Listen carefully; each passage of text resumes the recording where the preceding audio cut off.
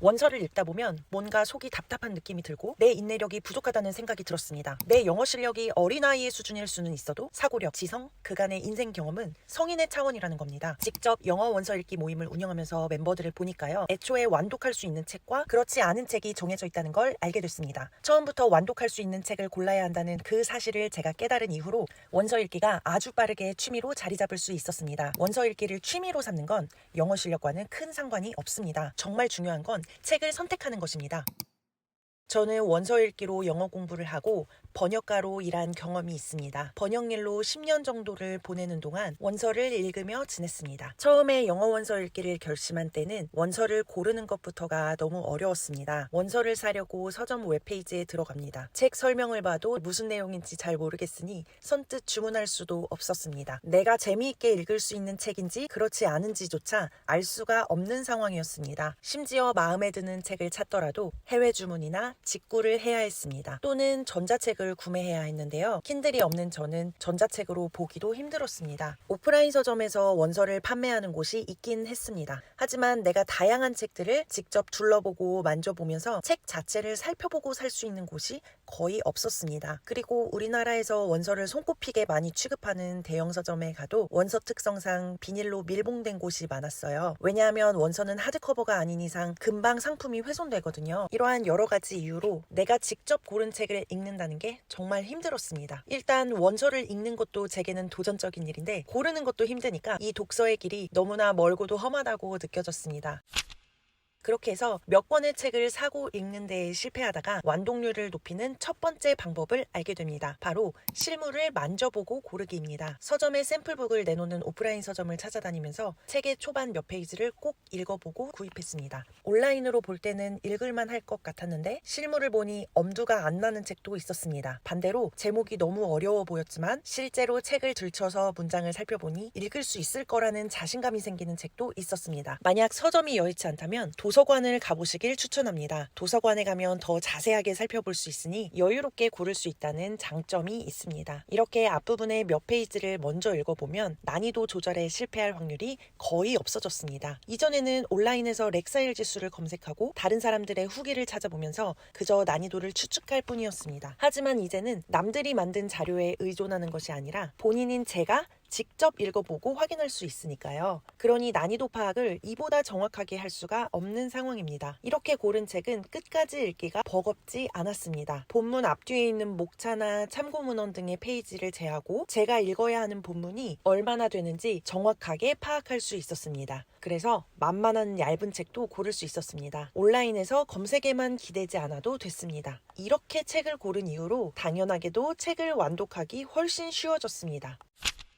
완독률을 높이는 두 번째 방법은 원서의 장르를 바꾸기입니다. 원서를 고를 때 온라인 검색에 기대다 보니 생기는 문제가 있었습니다. 일반적으로 사람들이 추천하는 원서들 중에는 뉴베리 수상작같이 아이들을 위한 책이 많았습니다. 아무래도 원서 추천은 초보자들을 위한 경우가 대부분이어서 그런지 동화책이나 챕터북이 리스트에 오르는 경우가 많더라고요. 하지만 이런 책을 읽으며 깨달았습니다. 내 영어 실력이 어린아이의 수준일 수는 있어도 사고력, 지성, 그간의 인생 경험은 성인의 차원이라는 겁니다. 이런 이유로 동화책이나 가벼운 이야기보다는 문장 구조가 단순하고 쉬운 단어로 쓰인, 그래서 읽기 아주 쉬운 비문학을 찾아서 읽기 시작했습니다. 그랬더니 진도가 아주 잘 나갔습니다. 집중도 훨씬 잘 됐습니다. 저의 경우에는요, 원서 읽기에서만큼은 소설보다는 비문학이 훨씬 쉽게 읽힌다는 걸 알게 됐습니다. 원서를 읽다 보면 뭔가 속이 답답한 느낌이 들고 스스로의 인내력이 부족하다는 생각이 들었던 저 같은 분이 계시다면 장르를 바꿔보며 읽어보시길 추천합니다. 난이도와 재미가 둘 다 갖춰진 책을 찾으면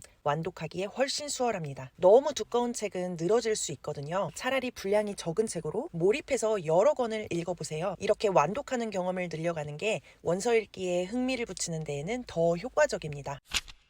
영어 원서 완독률을 높이는 마지막 방법은 번역본이 있는 책을 고르기입니다. 제가 초보일 때는 번역본이 있는 원서를 골랐을 때 책을 끝까지 힘있게 읽어나가는 데에 정말 큰 도움이 됐습니다. 번역본의 활용 방법은 두 가지입니다. 첫째, 번역본을 먼저 읽고 이후에 원서를 읽는 것입니다. 원서에 앞서 번역본을 읽으면 책의 전반적인 배경 지식이 생겨서 이해도가 확실히 높아집니다. 둘째, 이해되지 않는 부분의 번역을 확인하는 방법으로 사용합니다. 하지만 여기서 정말 주의하실 점이 있는데요. 매번 확인하며 읽는 것은 절대 만류합니다. 우리가 원서를 읽다 보면 문맥을 통해서만 알 수 있는 미묘한 뉘앙스라든가 다른 문화적 배경 때문에 이해할 수가 없는 문장이 나오기도 하잖아요. 그럴 때만 번역자가 우리말로 어떻게 옮겼는지 참고는 할 수 있습니다.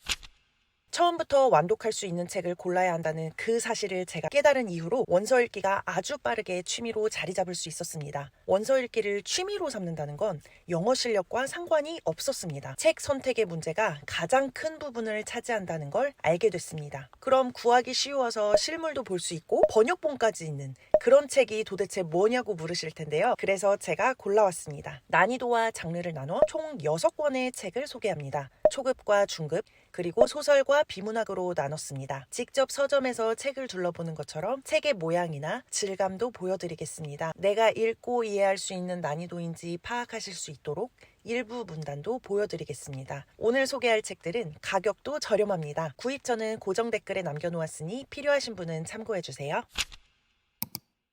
첫 번째로 소개할 책은 작가의 재치 있는 문장과 일러스트가 들어있어서 정말 매력있는 책입니다. 무언가를 만들어내는 사람들을 위해 쓰인 글이지만 꼭 창작에 국한된 내용은 아닙니다. 무언가를 시작하려고 하거나 새로운 도전을 앞둔 사람들이라면 아주 신선한 방법으로 동기부여와 자극을 받을 수 있는 내용입니다. 외관을 보여드릴게요. 정사각형 느낌의 비율을 가지고 있고 작고 컴팩트한 사이즈입니다. 하드커버는 아니지만 책날개가 있을 정도로 다른 원서에 비해 튼튼하고 스웨이드 느낌의 표지를 가지고 있습니다. 부드러운 감각으로 손에 들고 있는 동안 기분을 좋게 만들어주는 그런 물성을 가진 책입니다. 창의적이고 기발한 작가의 성격과 어울리는 감각적이고 세련된 디자인입니다. 본문을 잠깐 훑어볼게요. 사진이나 글이 섞여 있어서 지루하지 않게 읽을 수 있고 글의 내용을 이해하기도 쉽습니다. 글밥이 많지 않아 초보자들에게 추천합니다. 우리말로 된 책의 제목은 훔쳐라 아티스트처럼 입니다. 제가 2019년에 교보문고에서 구입했을 당시에는 구할 수 있는 번역본이 없었거든요. 그런데 이후에 한국어 번역본이 재출간되었더라고요. 알고 보니 SNS에서 노출이 많이 되면서 출판사의 문의가 늘어 재출간했다고 합니다. 그 정도로 작가의 실질적인 경험과 조언이 담긴